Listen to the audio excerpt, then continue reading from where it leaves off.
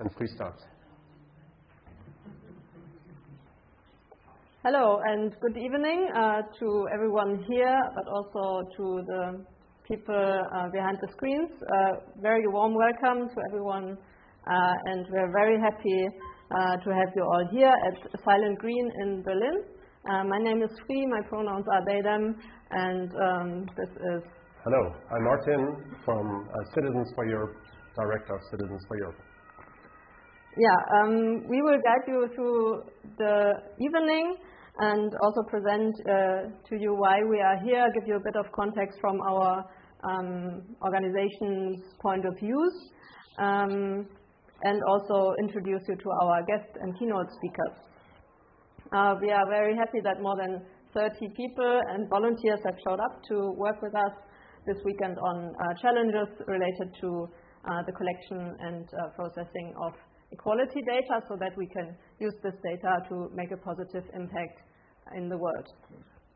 But first, who's behind this hackathon and why are we doing this?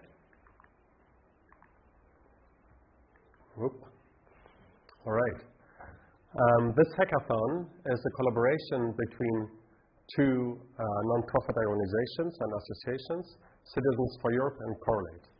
I'm Director of Citizens for Europe, and Citizens for Europe is a non-profit, non-governmental civil society organization and also a non-profit social business. We innovate and boost democracy and inclusion across Europe by combining applied research, by combining campaigning with advocacy, with empowerment. Why we are here today from a perspective of Citizens for Europe is we are a human rights-centered organization.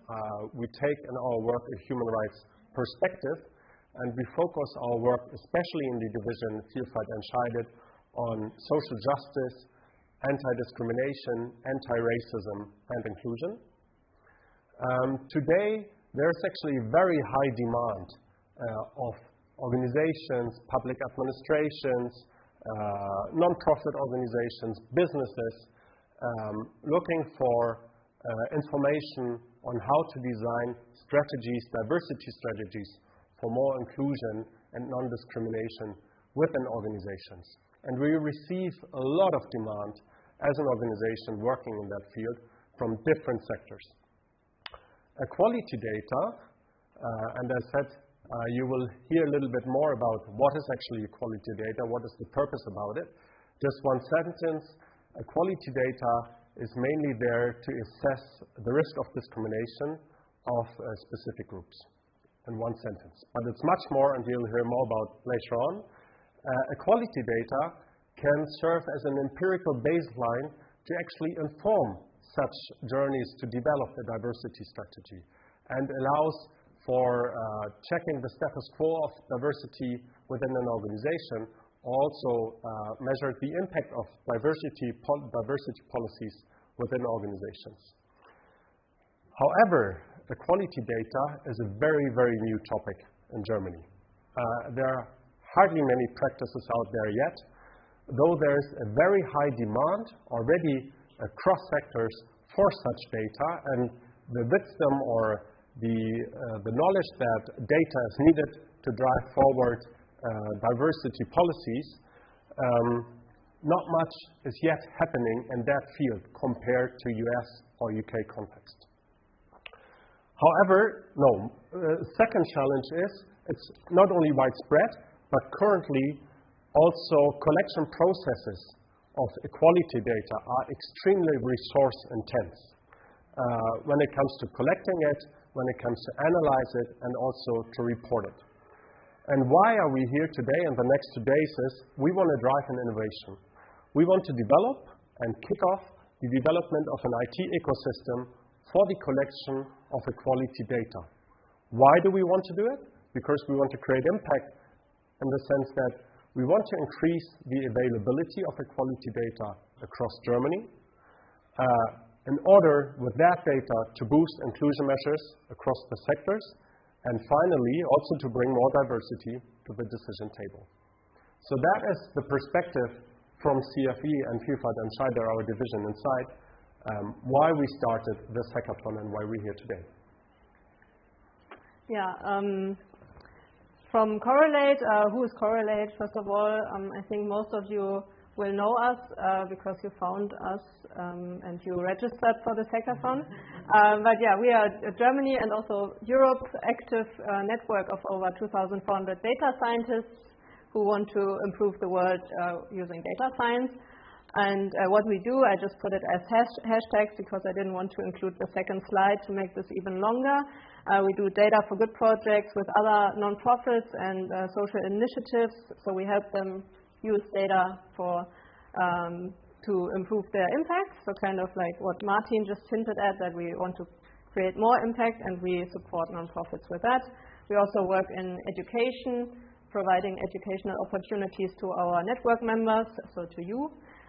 For example, this hackathon, and also to other nonprofits to give them the basic skills to do their own data science research.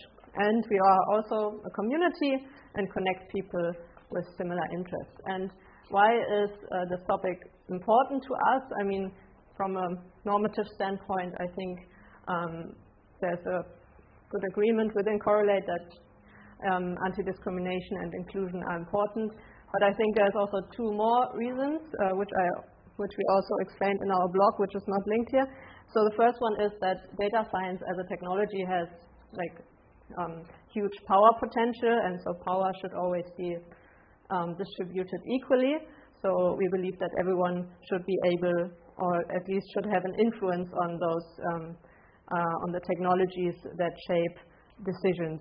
So that's the first reason. And the second one is that volunteering at CorrelAid is kind of like a really good career asset, from what I've heard, like qualitatively and also personally.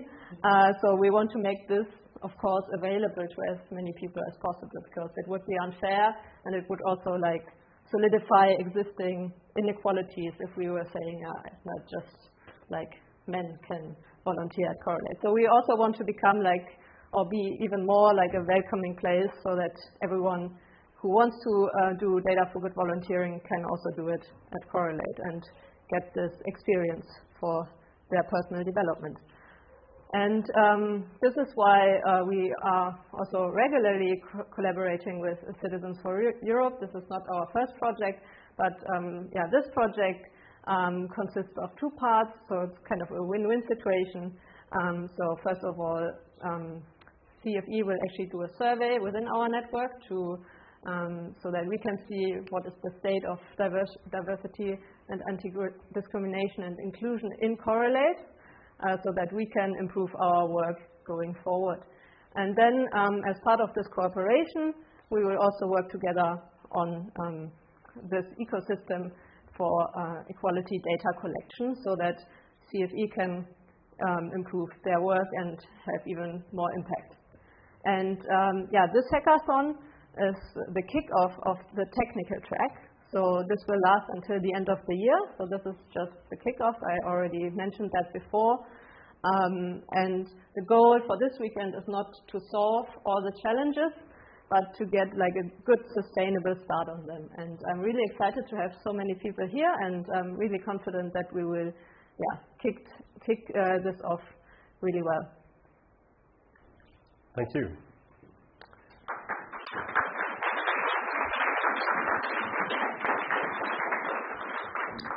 We're also very proud that it's not only you coming to us, but that we also have managed to get excellent speakers for tonight to provide us a context in which the work we're going to do the next 2 days is actually embedded or should be embedded. We're going to have first 2 keynotes from Dr. Nakeema Stefflbauer and from Joshua Kwesi Aikins from Citizens for Europe. After those keynotes, we will have a little break of about 15 minutes and then have 2 more inputs on more technical aspects in which we're going to dive deep in the next 2 days by Ellen König and Elise Schäfer. Yeah, and it's my pleasure to introduce our first keynote speaker, Nakeema Stefflbauer, first name basis. Nakeema is a software delivery expert and also Dr. Nakeema Stefflbauer, don't want to lose that, is a software delivery expert and has led corporate digital transformation in the United States and across Europe. She pairs expertise in early-stage digital product development with a focus on algorithmic equity, inclusion, and fairness. And she is also the founder of and CEO of Frauenloop, a nonprofit in Berlin that teaches programming skills to women. And I'm also very happy that there's at least five people here from Frauenloop as participants. And she's also an Atomico angel investor, where she advises and invests in startups building sustainable, innovative tech solutions. Nakeema, so nice to have you here. Thank you.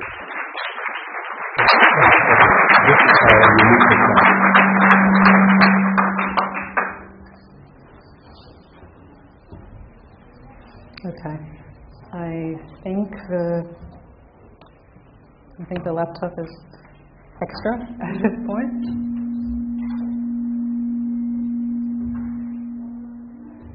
Sound? Okay. So I will get started because I am really excited to be speaking with you all this evening about my topic, which is bringing your whole self to data work. When I started with this topic, I thought about the concept of bringing one's whole self to work, which has become popular as a way of describing, for most of us, being laid back, being relaxed, not fearing judgment, wearing flip-flops, casual clothing, different ways of relaxing in shared or public spaces. And I thought about the idea of bringing one's whole self to different public spaces from the perspective of the majority, which in most cases is about relaxing, versus the perspective of someone who feels minoritized or who is distinctly identified as a member of a very, very small portion of the larger group.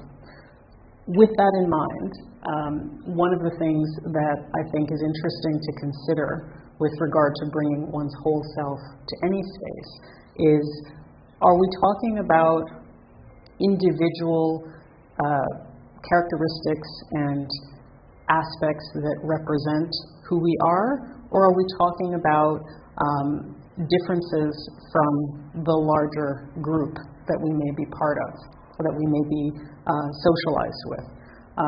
An example that I use here is that the woman in the slide is someone who we don't say anything, I'm not giving any examples of difference, but there are examples of difference just by introducing someone who looks differently from the majority of the group that they're participating in, that create knock-on effects when you think about bringing one's whole self and the idea of choice. The idea that bringing one's whole self to any space is a choice tends to be a very majoritized viewpoint, because for many people who are part of a minority, there is no choice. You simply are different, and the bringing of your whole self really can just be introducing yourself into spaces that very few others look like you. Given the context of this hackathon and what we're all trying to do by utilizing, diving deep into and examining the data that's coming from large N surveys, I think it's clear that we want to use data as a mirror, or rather a magnifying glass, for reality. We want to believe that the data that we can solicit from different audiences is going to give us a picture, a snapshot, and some real representation of how people are living. It's important to keep in mind, though, that once we're dealing with large N surveys and data en masse, we have the dynamic of the majority and the minority, and the way statistics work is that in general we tend to put more emphasis and we look in more detail at the numbers that are larger, at the norms that from a statistical perspective marginalize, exclude, or minimize the importance of the data that isn't reflected throughout the majority of the data set. What do I mean when I say outliers, minimizing, and statistical procedures that tend to isolate certain groups?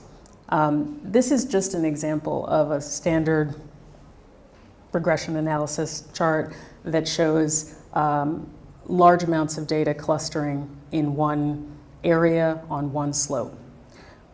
When we're talking about math or data points that are unrelated to humans, it's easy to say, okay, what are the parts that fit? What are the parts that show a trend? And where are the data points that are not really related, don't seem to be correlated? We can exclude them. But we're not talking about data as math. We're talking about data as representations of human experiences and of populations. So what happens when we look at, in this case, the green data points that are not really mixing well, that are not following the same patterns as the overall data? Do we exclude them? Do we look at them as less relevant? Do we try, as often happens, to determine what the differences are and focus on the differences between the outliers and the majority of the data that's clustered in a different place?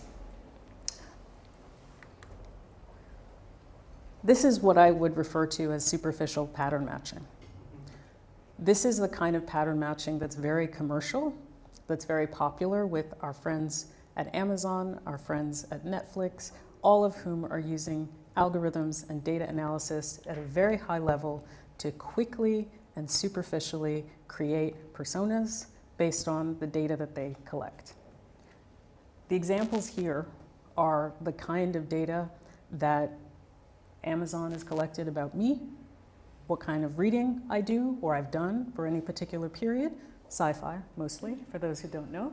And the bottom is the kind of data that has been collected by Netflix about me in the last, I don't know, since the pandemic started, which you can see can easily create the impression of a one-dimensional personality outlook that it wouldn't surprise me if some analyst somewhere was thinking, oh, here's a homesick Korean, because all of the movies that I've been watching seem to be coming from the Korean drama sector. And this is somebody who we don't need to show anything other than science fiction to, because this is what this person reads, right?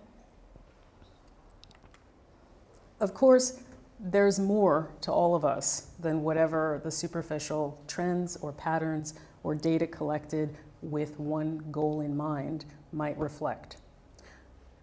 Back to the statistical point that I made about how statistics typically are utilized to highlight the majority and undermine or exclude or look at differences between the minority versus the data that is overwhelmingly consistent. This is a study that's taken from the recruitment section of Life. It's a really interesting study, I thought, because it's one of the studies that Harvard Business Review referenced from 2016 to show the ways that statistically including a minority in a group that's overwhelmingly different from the minority does not work. The example that was given, and there's more examples than the ones that I show here, but the example that was given was that in a research group whereby you had 3 applicants, 2 of whom were white applicants, 1 of whom was black applicant, there were I think no instances. It was very, very low likelihood that the black applicant would be chosen, whatever the job level, whatever the job title. In a pool of 4, because this was what the overall survey was looking at, in a pool of 4 where you had 3 men and 1 woman, there was statistically 0 chance that a woman would be chosen given same qualifications, looking for jobs across various different levels. Only when you had 2 men and 2 women did the chances of, statistically, a woman being chosen for the job increase dramatically, 79%. 79%, or no, not percent, times. 79 times more likely that a woman would be chosen just by increasing the number of women in the pool. And one of the things that was interesting for the overall conclusions of the survey was the authors of the survey who said, essentially, as long as you are working with one isolated outlier or person representing a difference from the other 2 or 3 or more in a pool, there was no way, statistically, that the individual who was represented, who is the minority, would be evaluated based on their qualifications or their qualities. They would be evaluated against the majority, and they would be either ignored or excluded because the preference would go to the characteristics of the majority group. This was something that was intended to be a survey that looked at just how women did in pools that included women and men, mostly men, only 1 woman, but they also did a study that included 2 men and 2 women or minority candidates. And what they found there was the same effect held true. It was even stronger. The likelihood of choosing a woman or a minority candidate in a 2 and 2 kind of 4-person group was 179 times higher than where you had, you know, an overwhelming 3 or 2 of one type of candidate and only 1 minority candidate.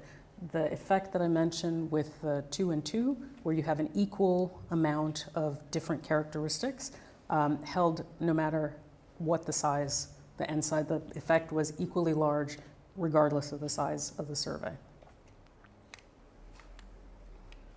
So what does that mean?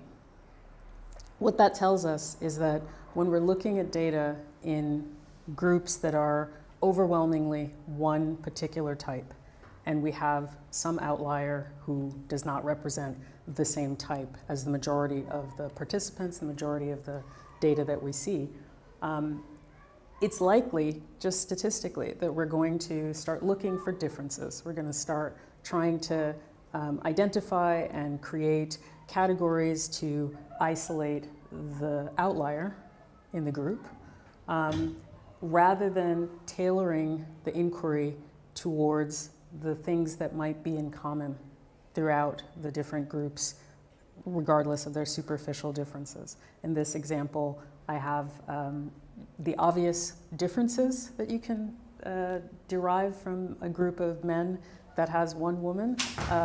You can look at the length of hair, you can look at the fact, the evidence of glasses, you can look at whether they identify as male or not. But in terms of finding out what these groups might have in common, there are lots of questions that are not likely to be asked that could tell us a lot more about whether these groups with superficial differences actually have quite a bit in common based on their parental status, based on whether or not they're first generation or immigrants, whether or not they ride public transportation or they own cars. These are not the things that typically come to mind when we see an overwhelming majority faced with a very small minority. We typically think about what are the ways that these groups are different. It works differently when we have a group that's superficially all the same. And in this example, which I'm assuming most of you probably know, the people that are presented in this slide, you have the reverse of what we saw in the previous slide. You have a lot of women with very obvious similarities. And if you know who is represented here, you know that they're not only Black women, they're not only women with PhDs, they're also women who speak English, who have worked in academic contexts in the data science area, and you can leave it there. And it would be very normal from a statistical perspective, to leave it there where you have already identified categories into which all of the data subjects fit. But what I'd like to suggest is that there's more to be evaluated, there's more to be uncovered, and there's a lot more difference and diversity, even in a group that might superficially appear to be the same, than we might think there is, to start with. The question about, that I add, would race make answers different, is an interesting one, because I use the picture of myself with a lot of data scientists with PhDs who are Black women, to highlight how likely it is that we immediately start to draw conclusions about the similarities. It's just as diverse, this group, as a group of white men who superficially have a lot of characteristics in common. There might be lots of things that they don't have in common that you will never get to if you're looking to fill out categories and create correlations that are easy. So where am I going with that? I'm going to the conclusion that most of you already know, but if you haven't heard it, I will reinforce that with this slide. That data is not neutral, and the ways that we collect it are not neutral, and the information that we gather and the assumptions we make about how to gather information, who's likely to respond to our request for data, and how they're likely to respond, is all influenced by our level of familiarity and the level of comfort that those target audiences have with the people who are asking the questions, and with the feeling that they have of being in the in-group versus being an outlier who is under special scrutiny. For organizations that are looking to incorporate more data and to be more data-driven in their approaches to outreach and organizing more civic engagement, it's important to understand who you are and what your biases may be before you develop the questions and you start to reach out to groups in hopes of getting their honest and their realistic experiences through data or surveys. It's important that we not only identify what our biases might be, what our assumptions might be, but also the ways that we create context by by extending credit and assuming that everyone shares certain things about our perspective that everyone may not, that we may not have proof that everyone actually shares.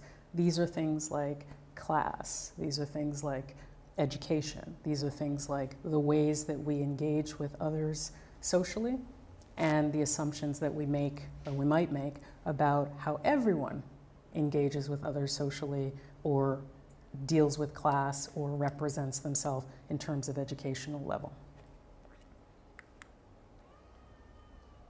The example I wanted to give here about data, labels, and unspoken assumptions comes from my own life. And I wanted to give this example because it's a really unusual one, I've found, but it made a lot of sense at the time when I engaged in it. So when my kids were small, my partner and I, who's an Austrian, decided that we would stop using color, and we wouldn't use labels for skin color. We made a very conscious choice to do that because we realized that if we continued to use labels without context, that our children would grow up understanding through all of the implicit signals that we didn't explicitly give them what it meant to be Black, what it meant to be white, and that without the context that we had had as adults who'd lived full lives and had a lot of different experiences with a lot of different people, it would be very likely for our kids to use these labels in whatever the most recent way that they'd heard these labels used as. So if they're hearing someone is aggressive, or if they're hearing that someone is obnoxious, or if they're hearing that someone is extremely generous and kind, and it's constantly connected to a skin color, then just like a computer, they're not going to have the context to know these are individuals with individual characteristics, and it's very likely that they would, without any other context, just make assumptions that attached to skin color. So we didn't use skin color, we used BP, WP, and for years my kids had no idea how we were describing in shorthand anything that had to do with racial categories or labels. They just thought curly hair, straight hair, accented, all of the descriptions that we wanted them to focus on when we were describing people that they themselves did not know, we thought was more useful to our kids in learning how to evaluate who people were than just telling them, oh, the black guy, oh, the white guy, because we understood that they would learn to think about people through these labels, and they would also pick up all of the hidden context that my husband and I have developed about these labels, and we didn't want that. With that in mind, statistics. Back to using statistics and thinking about what they say when we look at large data sets and we're looking to get a representation or a picture of who people are. Because statistics aren't people, and people are not necessarily represented fully by the data that we collect about them, it's important to keep in mind that there's always another level of inquiry, and there's always another way to look at data correlations, look at disparities in data that can tell you more about individuals than simply the aggregate information and the information that seems to be incomplete may allow.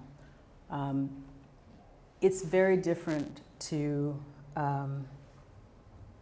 answer a question about discrimination, for example, if you are the lone Latina in a group of non-Latinos, than it would be if you were a Latino or a woman in a group of women being asked the same question about discrimination. There's a very big difference in the way that we represent ourselves and that we bring ourselves to our data representations, to our answers, to our workplaces and public spaces when we feel like we're part of a group that will allow us some anonymity, invisibility, versus when we're in groups where we feel like we might be minoritized or we're going to be under special scrutiny. We should all keep that in mind if we're looking at data that is meant to give us the real picture about equality, discrimination, and people's experiences en masse. What I'm really talking about is intersectionality and intersectional approaches to data, which mean looking at people beyond the labels and the categories that they might fit into most easily, beyond whether or not you have 6 white men or 6 black women or PhDs or German speakers, to look for the ways that even very disparate individuals and their responses in surveys or their responses statistically may have points of overlap. And digging deep enough to make sure that you're questioning where there are points of potential overlap, even amongst disparate groups. It's important to keep in mind that because, especially in Europe, which is becoming more and more diverse every day, there's not a lot of opportunity usually to assess what the honest feedback about equality, about discrimination is from minoritized groups. So we tend to not look into detail, and this is one of the reasons the Afrozensus is so unique and amazing, that you're looking into detail about how minoritized groups relative to the larger population actually experience equality, inequality, and what perspectives they bring in the same way that you would if they were part of the majority. And this is one of the things that is important. The majority groups, whether it's a large-scale survey or a smaller one, typically get the benefit of incredibly, if not intersectional, detailed and diverse cuts of the data, assessments of what people are going through and what their experiences may be. The problem is that when you have minoritized groups, most of the time it comes as an ad hoc and it comes as a less relevant, less interesting assessment that gets done. So this is an opportunity that we have by looking at data from marginalized, minoritized groups in more detail with real thoroughness to understand all the ways that these groups, as well as the majority groups, understand equality and experience diversity.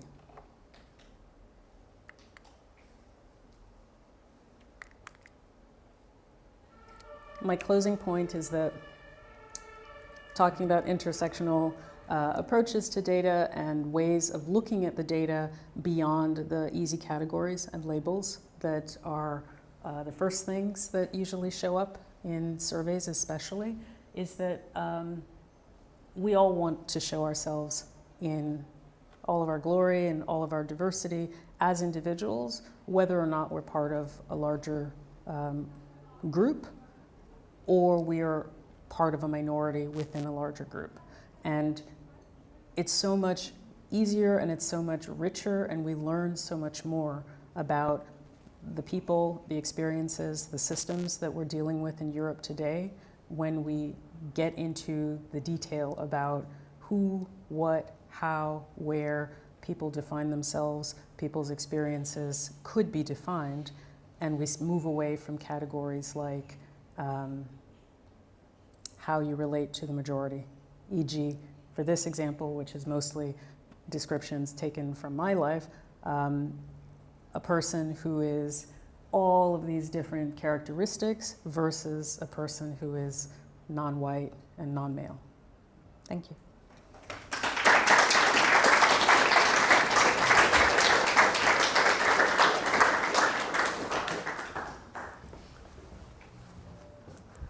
Thank you very much for providing a context and to open a little bit eyes and consciousness about what is important and what we are doing. Thank you. We're going to continue with our second keynote from Joshua Kwesi Aikins. We're going to have that presentation online in a minute. Yours is here. Okay. You want to switch? Yeah, maybe. Yeah. And Kwesi Aikins is a senior researcher within Citizens for Europe, within our division Vielfalt entscheidet, Diversity in Leadership, where he drives qualitative and quantitative research based on human rights, based on multi-methods design. He drives quality in the scientific endeavors we are carrying out within the organization to get more information about discrimination experiences people are doing within the organization, or also the status quo of diversity, for example, among workforce within public administration, for example. Kwesi has also been one of the kickstarters to let us think about equality data in Germany. Also in difference of how equality data is being worked on in the US or UK context. In Germany we have a quite different context, and he with others kickstarted to think of equality data, what that could mean in Germany, and how such data could be collected, as experience was low in Germany in the last years, or in the years before. And he's also a member of the Initiative Schwarze Menschen in Deutschland. I don't know how you would translate it in English. You do it yourself in a second.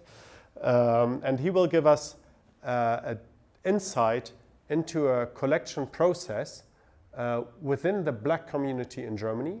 And you have heard already the word by Nakeema, Afrozensus. That was the first ever collection of equality data, a community collection within the community for and by the community. And he will provide us a little bit of how does such data looks like, and how does it inform us about how the world is for the Black community in Germany, and what can we drive or derive from that for future collection processes. Thank you very much. I'll give the word to you.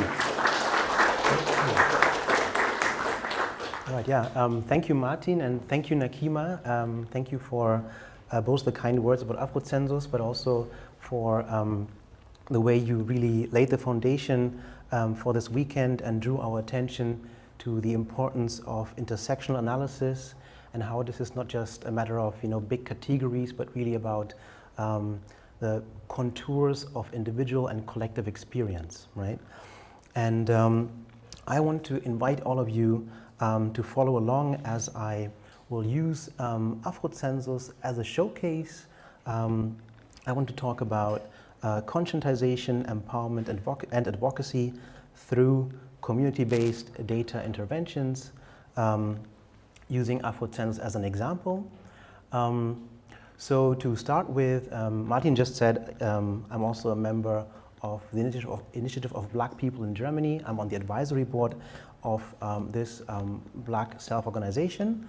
And it was important for Afrozensus to also be lodged with Black self-organization. In this case, this is EOTO, Each One Teach One, with whom we partnered and who was the lead organization for Afrozensus. There you also see scientific partners and the funders, but thank you.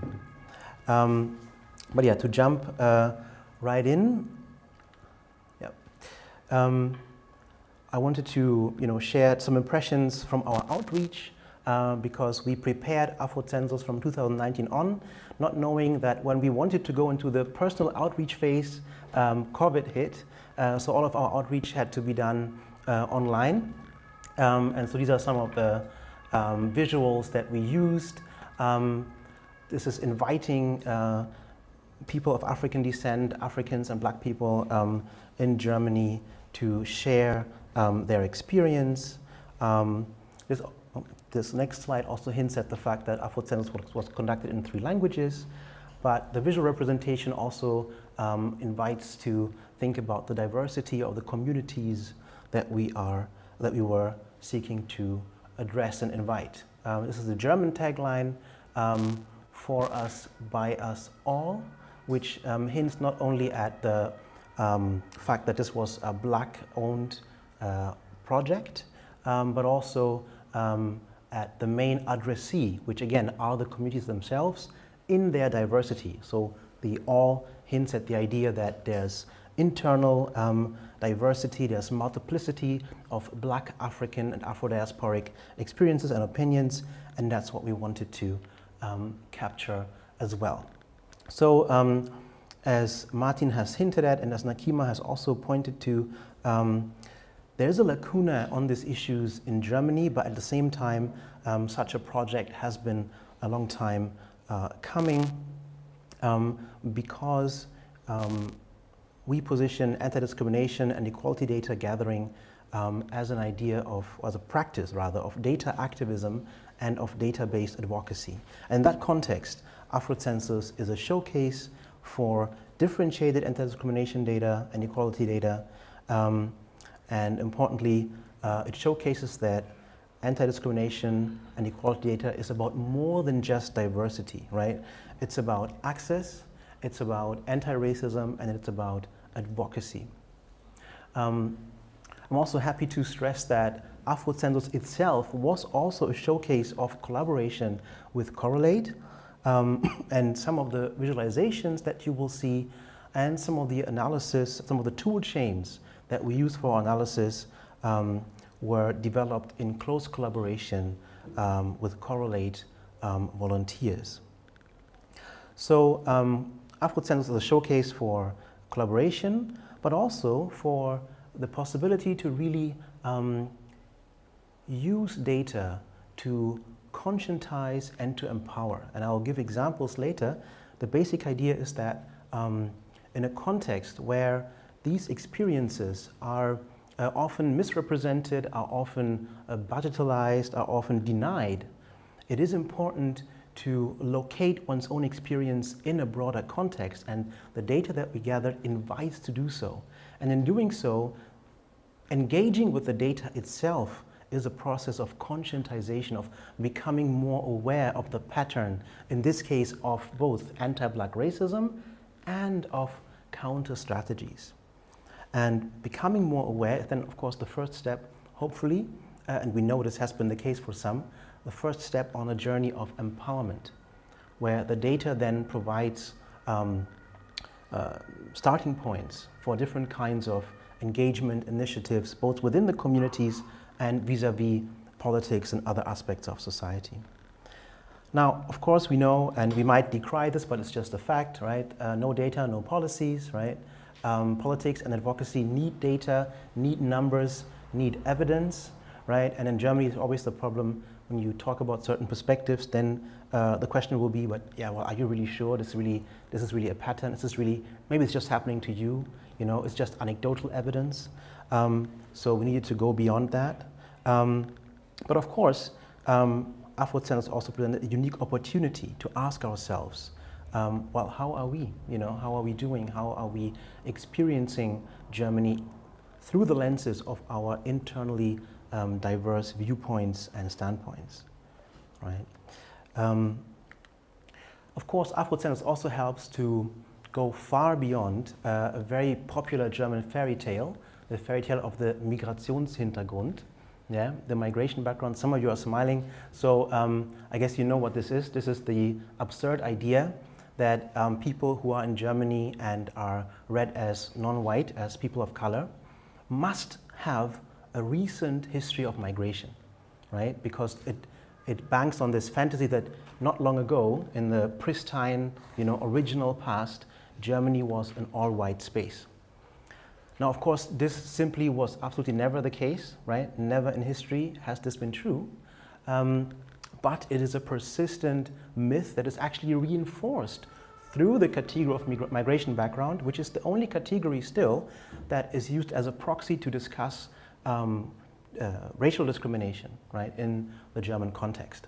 And some of you might think, yeah, well, I mean, it's a proxy, it might be a little bit weak, but why not? Well, let me show you what the issue here is. Both of these ladies, and who of you actually recognizes both of them? Okay.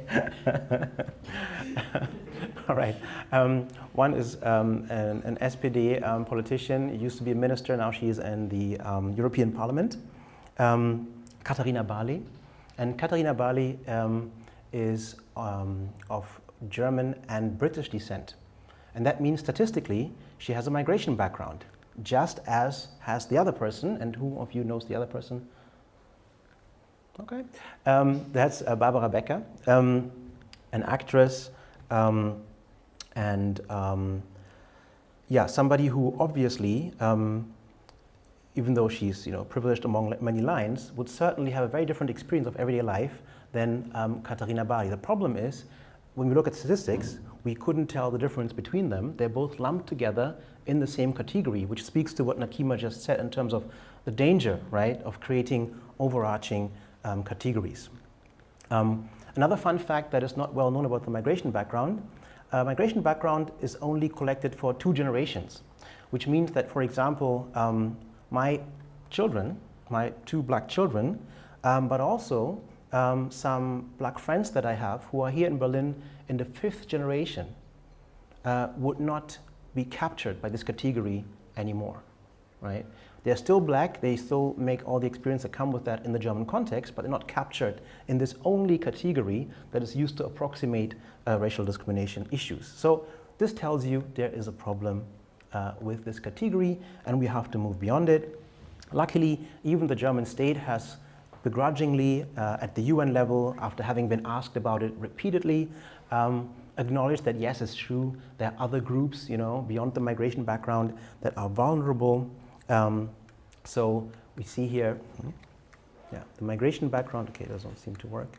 Anyway, the yellow field is the migration background, and the idea is that even the German state has now acknowledged some years back that yes, we acknowledge that there are groups such as,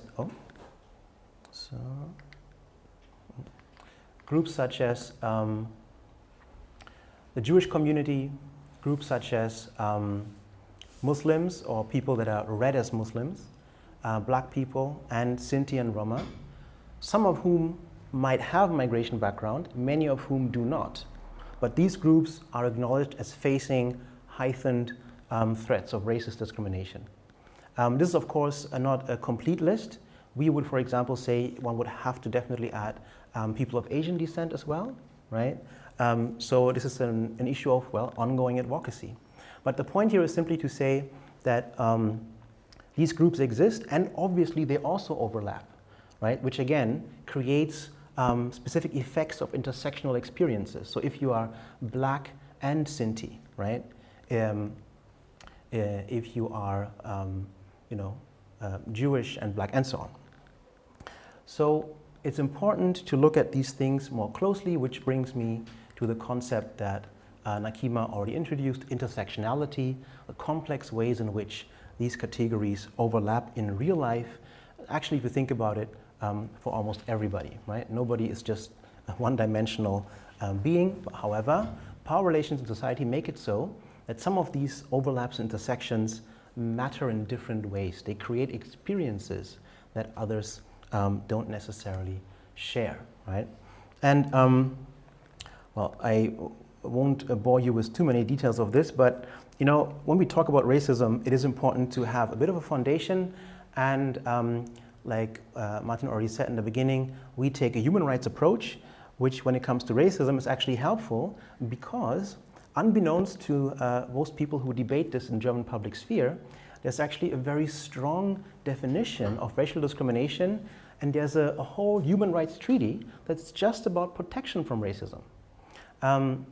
And this is a very long definition that includes dimensions of race, color, descent, national or ethnic origin, and the idea is that any distinction, exclusion, or restriction or preference based on these ascriptions that has the purpose or effect of hampering the enjoyment of full human rights is racial discrimination. Now, importantly, the definition actually includes this wording here, the purpose or effect, and that is super important because it makes it so that a human rights lens on racism actually goes beyond the main conceptual straitjackets that German discourse limits itself to when it comes to talking about racism. So for example, in Germany, like in many other contexts, there's a fascination with intention. Oh, but did they really mean it that way? Not relevant if we take a human rights lens. It's not just about the purpose, it's about the effect, right? Also importantly, this takes us beyond the idea of individual bad apples. It really takes us into the realm of institutional and structural racism. And this is where data is key. Data is key to make these realities, these patterns, right, visible. And data is also even legally key as a proof to elucidate the context and these patterns that stand behind individual cases. So, moving on, zooming in on Afrozensus. Afrozensus is about the experiences of Black, African, and Afro-diasporic people in Germany, and so anti-Black racism plays a key role, though importantly it's not the only thing we looked at in Afrozensus, right?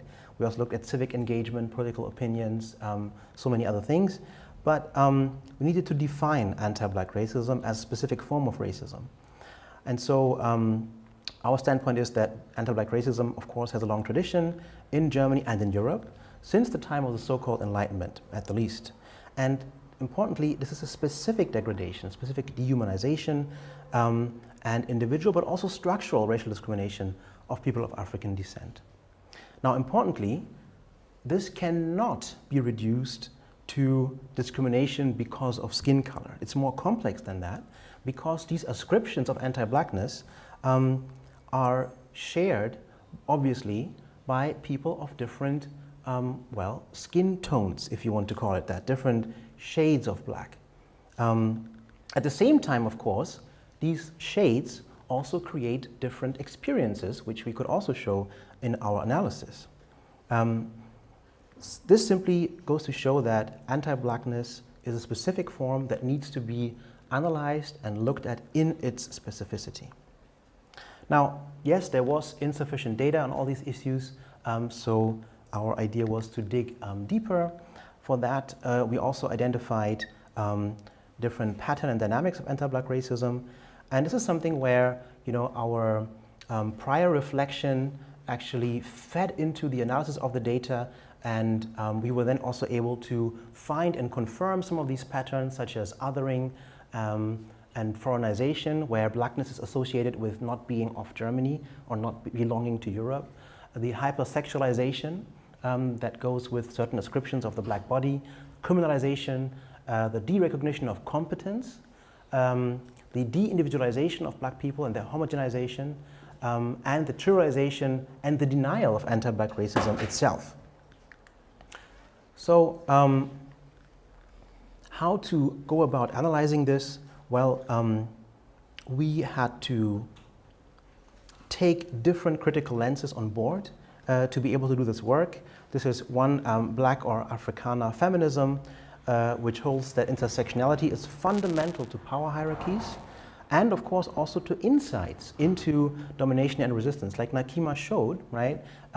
Looking at the world from an intersectional standpoint can also reveal certain things that you can't see from other standpoints, which is linked to the second bit, you know, for the sciencey folks among you, standpoint epistemology, the idea that really how you can understand the world is related to the position from which you look at it, which of course links to the idea of data feminism, the idea that data is never an objective description of the real world, but as we've just heard, perspectives on data, the instruments, method, and language around data, they are all biased, right? And we need to take account of this, which is what QuantCrit does. QuantCrit, like a critical school of data analysis that centers intersectionality and mobilizes critical race theory to actually rework some statistical methods to be able to gain different kinds of insights. So all of these inform what we call resistant data epistemologies. So the idea is, again, data are always partial, positioned, and therefore inextricably political and need to be handled and analyzed as such. So there were some data challenges having to do with Afrozensus, how to reach out to these communities, how to survey them, and how to operationalize this idea of intersectionality. Now, what's important for our work, and this is true for Afrozensus and all the other work we do, is that we believe that dimensions of discrimination intersect in complex, they interact, as these cogwheels do, in complex ways, right? So we have gender, religion, ascriptions of race or so-called ethnic origin, we have disability, age, sexual orientation, social status, and others, and more. And they all intersect, and it's important to really look at the intersection to understand realities of discrimination and exclusion. Now, as we've also heard, this is about difficult topics and very, very sensitive data, which is why we have an extensive set of principles for the collection and analysis and dissemination of such data, starting, of course, with voluntary self-identification and participation, the clear and extensive clarification of the purpose, the anonymity of the respondents that we guarantee, and the participation of representatives of such groups in every step of the process. The planning, the gathering of the data, the analysis, and the dissemination. And importantly, for intersectionality, the possibility to indicate several identity self-ascriptions, right? And key in the German context, after the horrific history of data having been part of genocide in this country, the principle of non-harm. right? Where we must guarantee that the data we gather is not used to harm the very population to try and understand better in terms of highlighting discrimination and moving against it. Yeah, so I'll skip this. You know, you can imagine how these things are discussed in the German context, not always in the most, constructive way. What was important for us to also recognize that we were obviously not the first to do this. We were standing on the shoulders of giants in this. And here I'll just invite you to have a look at the Afrozensus. You find the whole text online, where we do like a callback, for example, to the work of W.E.B. Du Bois, a key figure in not just the African American, but also the Pan-African movement, who designed innovative data visualizations more than 100 years ago, trying to visualize black realities in the US. And here you see like the visual callback in the way we visualize the data to the incredible legacy of Du Bois. Here's another example of that, right? So here you see his visualizations from the year 1900, and there you see our visual callback of that. Now, moving on into the data now, we looked at experience of discrimination in 14 areas of life. You see them listed here, by order of severity of discrimination. And we find that most people, or the strongest experiences, are in public and free time, followed by media and the internet, followed by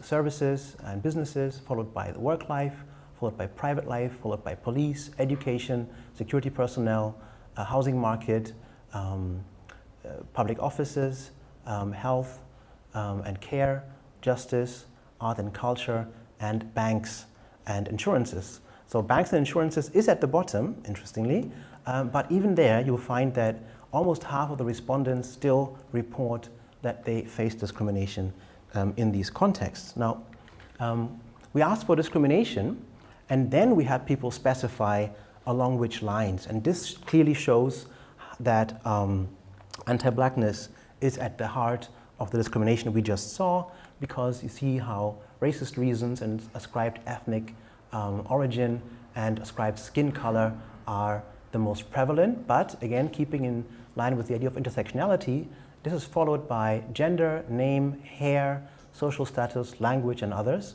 So it is important to recognize how these things intersect, which is one of the key aims of our analysis.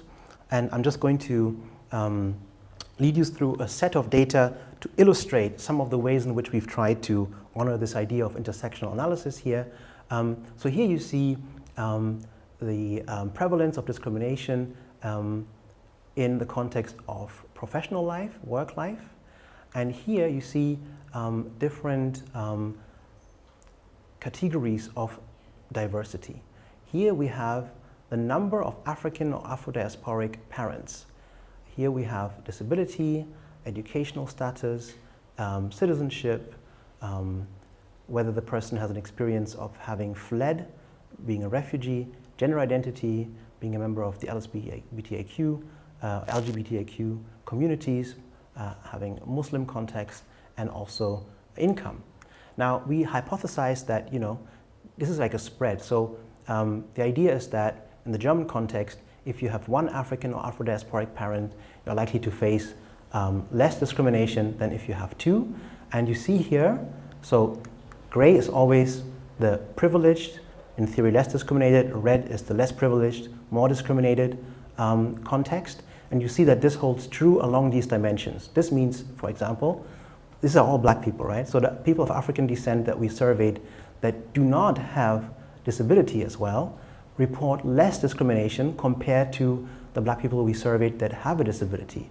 However, as you can see, this is the spread of 80% to 95%, so this is a very high percentile already, right, in which this all takes place. Now, and you see, if you pay attention to the top bracket, African or Afro-diasporic parents, you see now I'm moving on to police, and you see how the data switches. So this really shows how you were able to actually zoom in, something that Nakeema also, advocates for, to really be able to be specific, to zoom into specific contexts. So you see here the experience with police is obviously different from the experience with the education sector, but keep your eyes trained on the top bracket. And now we're moving on to private life. And there you see something interesting. It flips. Are you seeing that the top, the red bulb is now to the left, meaning that when it comes to private life, the respondents with 2 African parents face less discrimination in private life, right, than those with 1. Now give it a think for a second, right? Why might that be? Well, it's a sad but very obvious reason. It's simply that, if you have 2 African Afro-diasporic parents, it means you have, in this case, less white or less non-black family, right? Which means that your attack surface in your private surrounding is just less than if you have only 1 African parent. But this shows, again, how important it is to look at these contours in different contexts, to be able to understand, threats and dangers along these lines. Now, moving on, one other aspect that was key for us, and by the way, sorry, let me go back once. So analysis. So these are some of the visualizations that were also enabled through the collaboration with CorrelAid and experts in data visualization who also volunteered their time and expertise because they said we want to support, such a project. So it's basically also a showcase of past collaborations, just like the one we're about to embark with you over this weekend and hopefully beyond. So just to throw in another kind of visualization, it was also important for us to showcase the internal diversity of self-understandings of respondents when it comes to how they self-describe. And so we offered people a range of descriptions such as Black, Afro-German, person of color, African, African diasporan. And this upset plot simply showcases the complexity, right, of the self-identification of the thousands of respondents who answered this question. Now, I can't go into the detail of this, but just to say we did a mixed method design where we also did interviews and focus groups. And here you see a visualization of focus group content that is from a focus group with Black medical doctors. And they're talking about how anti-Blackness shows up in the medical system in Germany and how they as Black doctors navigate this. Yeah, it's just another showcase of collaboration with CorrelAid, because it was CorrelAid data scientists who helped us to really hone this and other visualizations that really help us to grasp the complex content of what people have been sharing. Now, I'm coming to a close by talking a bit about the impact of Afrozensus.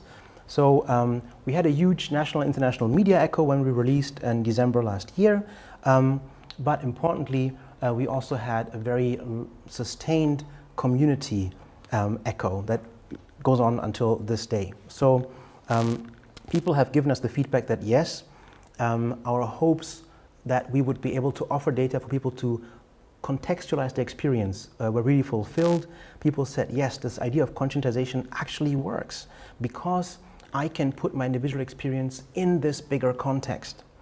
So I can understand the pattern and I can move beyond societal ascription of, oh, it wasn't so bad, and really understand the context of my experience. Importantly, it also helps people to recognize that the problem they're facing is not personal, it's not about them, it is structural, it's about society, it's about Germany. It also helps people to recognize community-based strategies of dealing with, responding to, protecting oneself, and isolating oneself as best as one can in some contexts from anti-Black racism. Another key thing is empowerment. People have told us things such as, this is a milestone for us. I used it as my grant application, my project proposal. People have told us this has helped me in conversation with my teacher, my professor, my colleagues, my family. And the last bit that I promised in the title is advocacy. And just a few weeks back, I was at the annual Bundestreffen, annual meeting of the Initiative of Black People in Germany, where I was approached by a younger Afro-German woman who said, hey, I'm a black social worker and I'm actually writing my BA thesis on the question, what should we now do now that we have Afrozensus, right?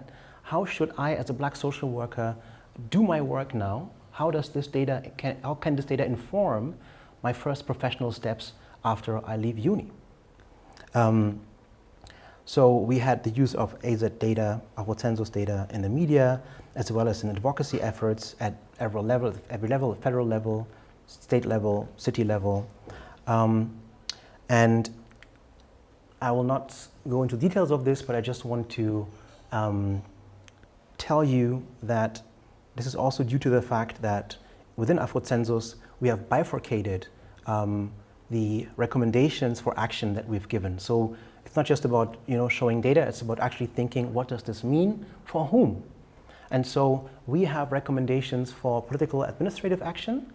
At the general level, for example, it needs to be a commission on anti-black racism and other things. But then we also always, in every chapter and for every topic, have recommendations for action for the Black, African, and Afro-diasporic communities.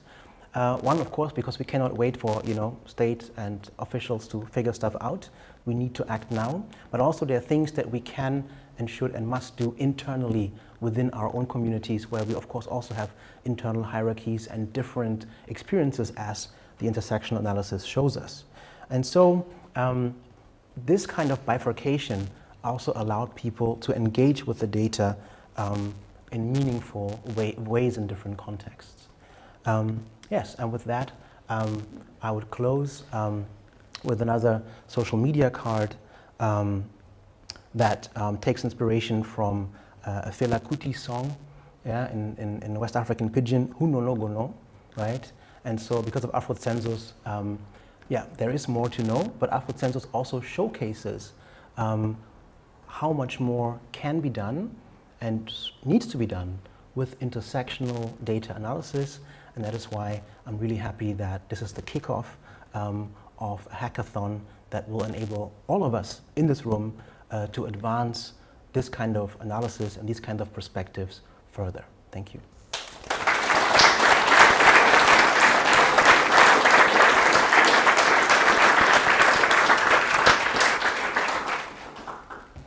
Thank you so much. I don't think I'm loud again, but awesome.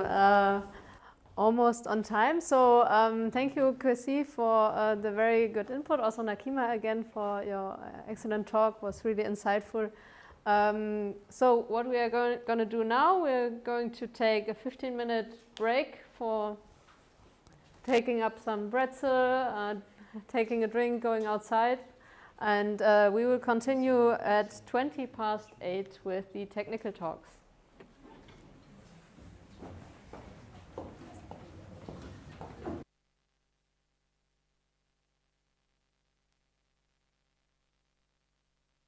Since there was